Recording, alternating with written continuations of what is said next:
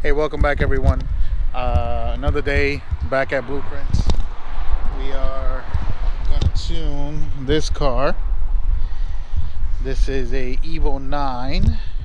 It has bolt-ons and I think it has the FP HTA71. Beautiful interior, as you can see. SSL package. Wants to do dual tune E85 and 93.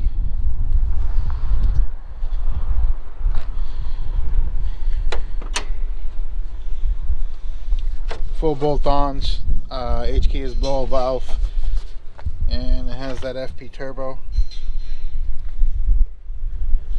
Should make a little something. I really like that turbo. It's very responsive. So we'll see what happens on the dyno today. A couple of things about this car.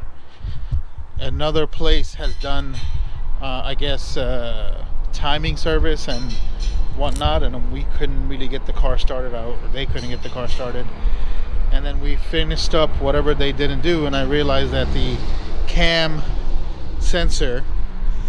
angle sensor on this has been installed incorrectly. So the way to do that is put the cylinder one on top dead center, and the little I guess the arm, and there's two of them, the little arm and the big one. The little indicator goes at I think at 8 o'clock or 9 o'clock in reference to the cylinder head. That's basically it. So we're going to put it on the dyno and let's see what it does.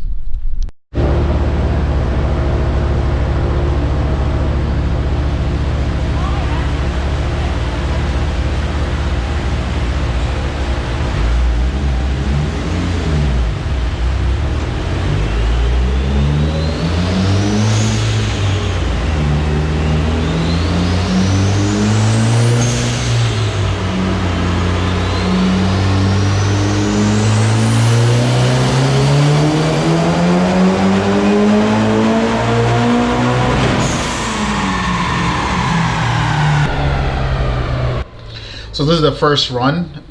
Started great. It made 330, and the car feels good. The spool is very quick. Feels almost like the stock 9. And you know, this is conservative. The fuel is right where I want it as a first run.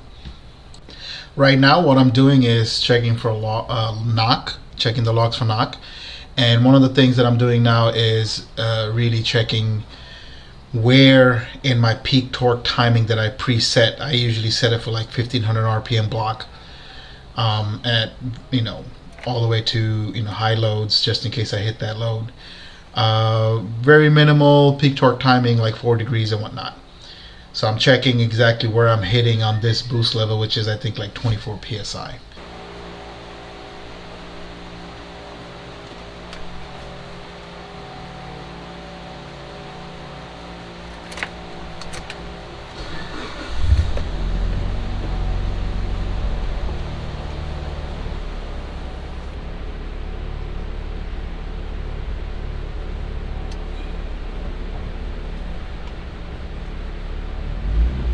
Link engaged.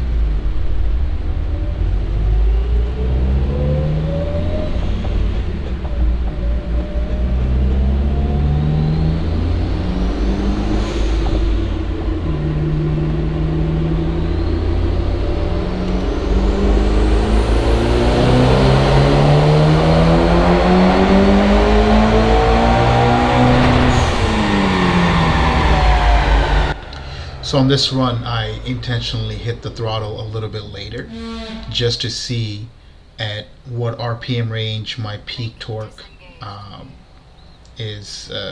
comes on, and what that load is based on you know, how fast I change the throttle. If I hit it early, what is the peak load that I hit at lower RPM versus what is the load that I hit at higher RPM. I don't think anyone in you know, second or third gear is gonna really go full wide open throttle, especially with the turbo this small, past a certain RPM. So I'm just trying to get a range of RPMs for my peak torque and adjust the timing in those areas just to make the car a little safe for the street. Now that I'm satisfied with the AFR and the boost curve, I'm going to up the boost a little bit and really dial in my red line or top end timing. Up to this point I was doing maybe like 11 or 12, so I'm going to start to increase that a little bit.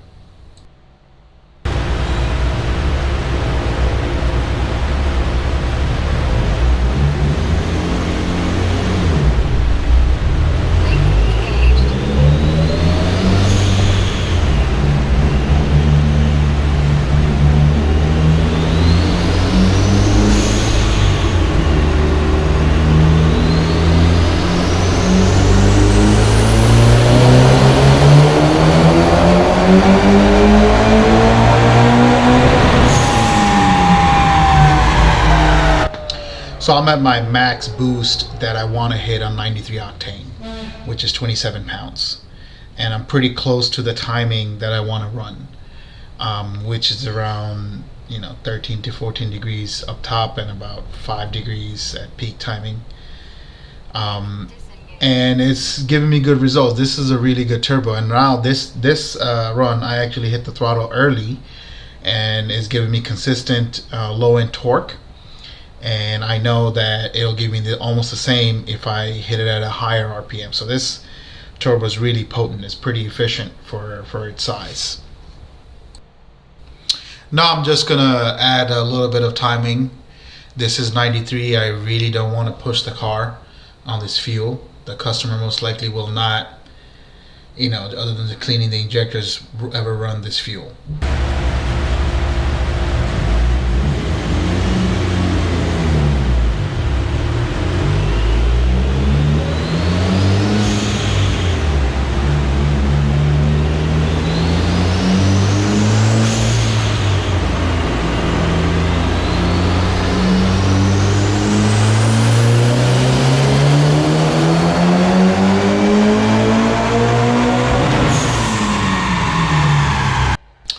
So on the last one, we did 381. It's a good place to leave the 93 tune. The customer is really not going to drive 93, as I know for sure. But it's when he does do it, I don't want him to feel sluggish or whatnot. So it's very, very conservative. And this is where we're going to stop and basically switch out to E85.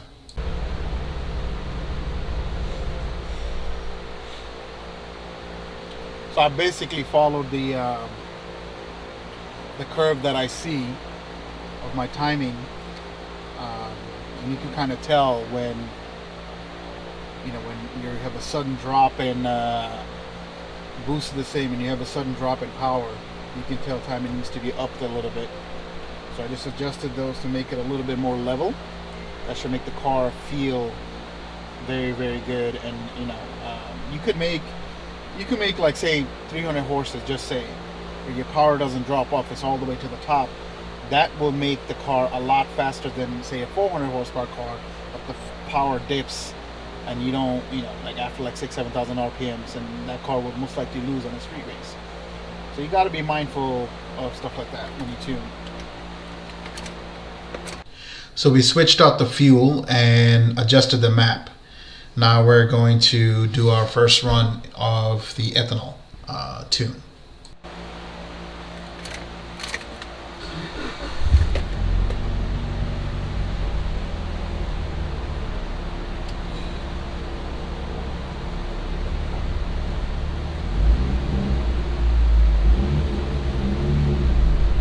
Link engaged.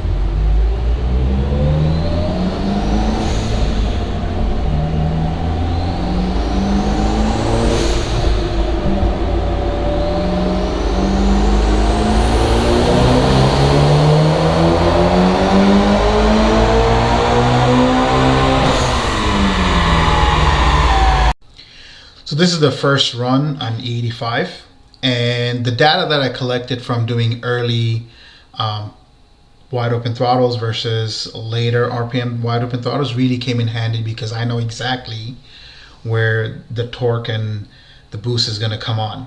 So I was able to adjust peak timing on the first run, and I added, I think, like at the end of it, 6 degrees at 28 pounds, and I also added 1 more degree of timing, which resulted in a significant power increase between 93 to E85.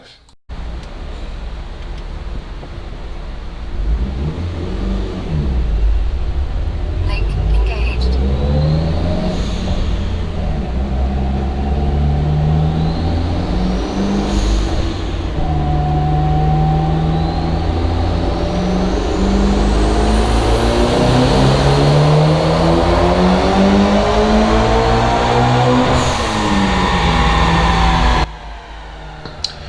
So we're still making power with 1 degree of timing, significant power increase with a little bit of timing increase. So I'm going to continue, see how far I can go. But I also got to be mindful that this is a stock motor. Everything about it is stock except for it has kelford 272s. So I don't want to go too high like I would normally would in a built motor as far as timing goes.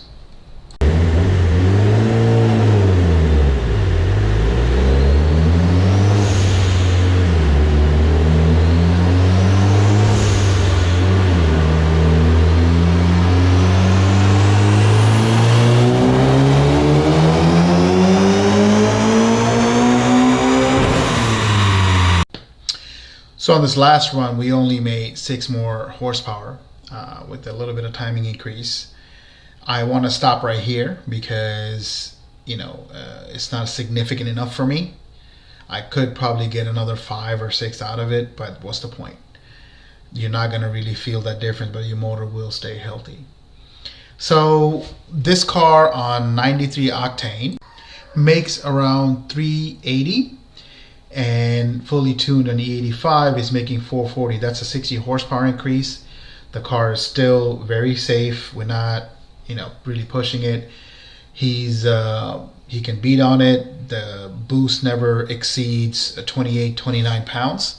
It's a great responding setup. I really like this turbo, and would probably put it on my car if I had an EVO and was looking for something peppy for daily driving with a little kick, and it's very, very responsive turbo. Driving. Me driving? Yeah.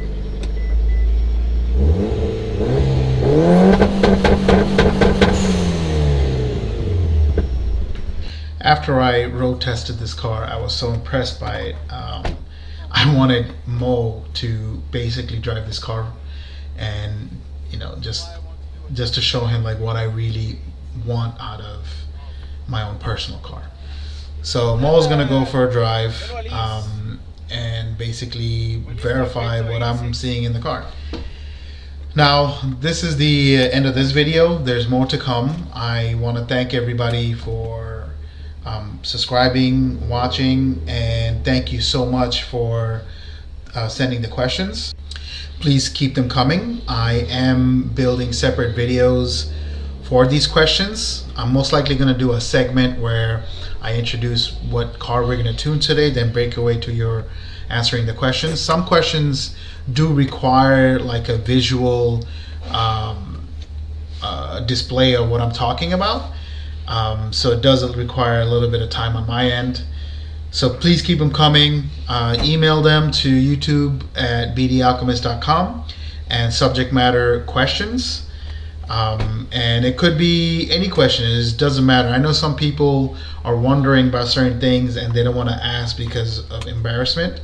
If you don't want it aired, just let me know. I'll just email you back, try to answer your question as best to my ability. And once again, thank you guys so much for watching. Thank you for subscribing. Keep watching, and more to come.